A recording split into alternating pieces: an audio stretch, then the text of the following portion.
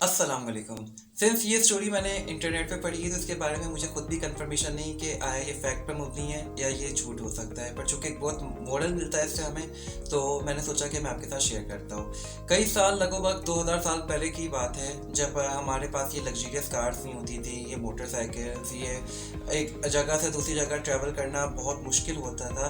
तब उस ज़माने में रथ गाड़ी चलती थी, और मैं आपको ये बताना चलूँ कि उस टाइम पे जो रोड्स होती हैं वो अभी की रोड्स के हिसाब से नहीं होती थी। इंतहाई की कोई कच्ची रोड होती थी, रेगिस्तान, पहाड़, इस जैसे इलाकों में रथ गाड़ी को चलाया जाता था। तो जब ये रथ गाड़ी चलती थी तो ज़मीन पे अपने निशान छोड़ दिया करती थी, एक बिल्कुल नदी टाइप की जगह बन जाती थी। तो कि जो बाद में आने वाली गाड़ियाँ होती थी वो सोचती थी कि पहले चूंकि इस रास्ते से रथ गाड़ी गुजर चुकी है, जिसे हम हाथ गाड़ी भी कहते हैं, तो उसी में चलाएं ताकि वो एक जगह से दूसरी जगह आसानी मुंतकिल हो सके।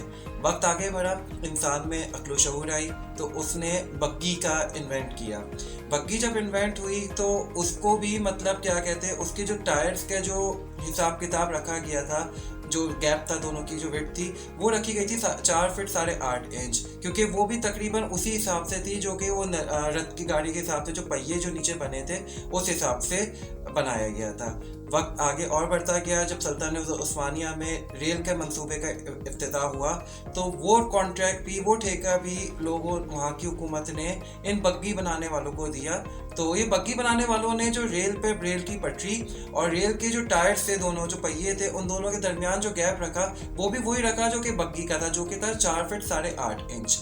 अब मैं आगे दुनिया में जब ये रेल का मंसूबा कामयाब हुआ, आमद दरामद व आसानी होने लगी, तो अमेरिका, जो कि इस टाइम पे एक बहुत ही फूलती हुई हुकूमत थी, रियासत थी, तो उसने भी सोचा कि वो अपने मुल्क में इस रेलगाड़ी के मंसूबे का इफ्तिताह करे। तो उन्होंने भी यूरोप से बुलाया जो बग्गी बनाने वाले थे, जो रेल का मंसूबा था, तो उन्होंने जो चीज़ ऑलरेडी इम्प्लीमेंट की थी उस यूरोप पे और दीगर कंट्रीज़ में, तो वो उन्होंने अमेरिका में भी इम्प्लीमेंट कर दी। अब मैं आपसे कहूँगा कि ये कहानी जो थी एक हिस्सा था, इसको अब यहीं पे रोकते हैं।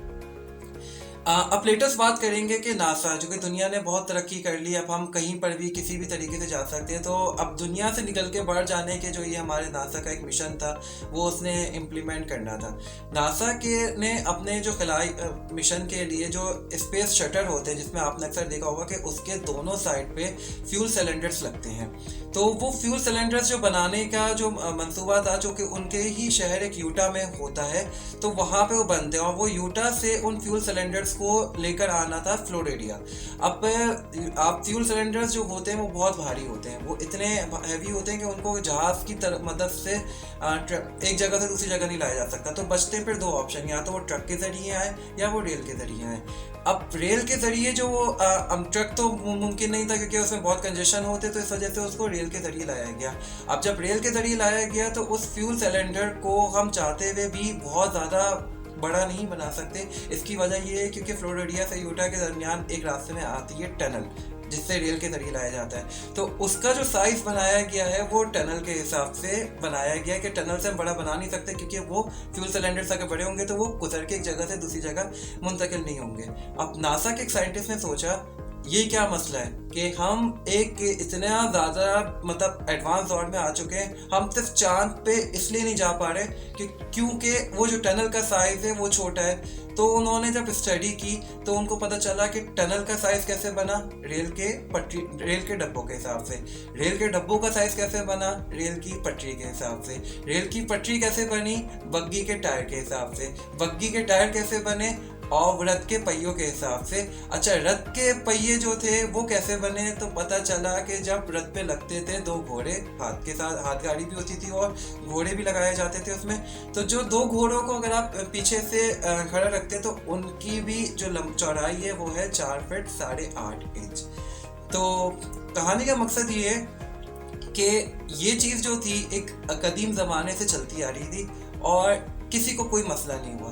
लेकिन चूंकि अब जो एडवांस दौर आ चुका, और मतलब इस जदीद दौर में जो ज़रूरत थी, तो पता चला कि एक प्रैक्टिस अगर पिछले कुछ टाइम पे अगर हम सही हो जाती है, थोड़ी सी और बेहतर तौर पे की जा सकती थी, तो उससे आज के जो इस दौर के कुछ मसले थे वो हल हो जाते हैं। अब मैं आपसे कहूँगा कि अक्सर ज़िंदगी में भी हम कुछ ऐसे फैसले करते हैं जो कि काफ़ी टाइम से चलते आ रहे होते हैं, कि मिसाल के तौर पे कि हमारे दादा परदादा, हमारे जो बुज़ुर्ग हैं, जो हमारे ख़ानदान के बड़े लोग हैं, वो इस तरीके से इन चीज़ों को हैंडल करते थे, तो हमें भी इस तरीके से हैंडल करनी चाहिए। मैं हरगिज़ ये नहीं कह रहा कि हो सकता है कि ये आपके लिए सही काम नहीं करता हो सकता है आपके लिए सही काम करता हो, लेकिन कहीं पे जब आपको ये बॉन्डिंग लगे कि आप इस तरीके से इसमें स्टक हो रहे हैं, तो आपको उससे निकल के, उस पटरी से निकल के साइड में चलने की ज़रूरत है, या आपको उससे उड़ कर जाने की ज़रूरत है। अक्सर हम कंपनीज़ में देखते हैं कि 8-8 10-10 साल से मैनेजर्स होते हैं, उनके सामने कोई भी मसला लेकर जाओ तो वो आगे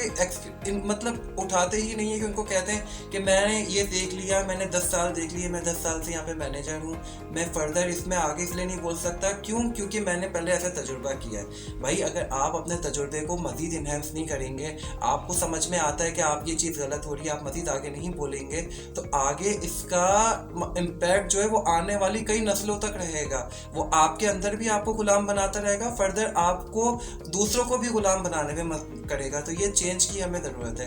अक्सर हम देखते हैं कि ख़ानदान में, ख़ासतौर पर फीमेल ऑडियंस की तरफ से, फीमेल ऑडियंस में इस बात से एग्री करेंगी कि हम जब उनके जब मामलात होते हैं शादी के, तो पूरा फैसला जो होता है वो उनकी मर्ज़ी से हट के वो कि उनकी लाइफ में उनको क्या मुश्किलात आ सकती हैं। क्यों? क्योंकि वो एक रियलिटी में अभी ज़िंदगी को देख रही हैं, वो इस जनरेशन में है कि उनको पता होता है कि आगे चल के उनके लिए क्या अच्छा है क्या बुरा है। लेकिन पेरेंट्स और जो ख़ानदान के बड़े होते हैं, वो अपने तजुर्बे पे, जो कि आज से 20 से 30 साल पहले चीज़ें परफेक्टली काम कर रही थी, वो चीज़ें वो उनके ऊपर इम्प्लीमेंट करते हैं कि आप इस तरीके से करो, इंशाल्लाह सही होगा। जबकि वो इस रियलिटी से बाखबर होते हैं कि आजकल की जनरेशन को इस चीज़ का इल्म है, वो अपना अच्छा बुरा देख सकता है, उसको पता है कि सोसाइटी में क्या चल रहा है। आप एक बार अपने एज के लोगों से मिलते हैं, वो अपने एज के लोगों से मिलते हैं, यंग जनरेशन की बात कर रहा हूँ मैं, कि वो अपनी जब एज के लोगों से मिलते हैं तो उनको पता होता है कि किस तरीके से मतलब सेपरेशन हो रही है और क्या क्या चीज़ें हो रही हैं। सेम इसी तरीके से यही चीज़ हमारी पॉलिटिक्स में आती है।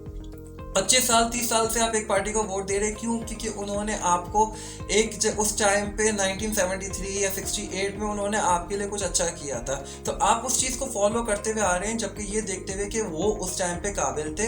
ये आने वाले लोग उस काबिल नहीं, ये उस चीज़ का सिर्फ और सिर्फ फ़ायदा उठा रहे हैं, ये किंगडमशिप और डिक्टेटरशिप की तरफ आपको लेके जा रहे हैं। तो इन तरीके से जो चीज़ें हमारी पुरानी चलती आ रही होती हैं, हमें उसको चेंज करने की ज़रूरत है।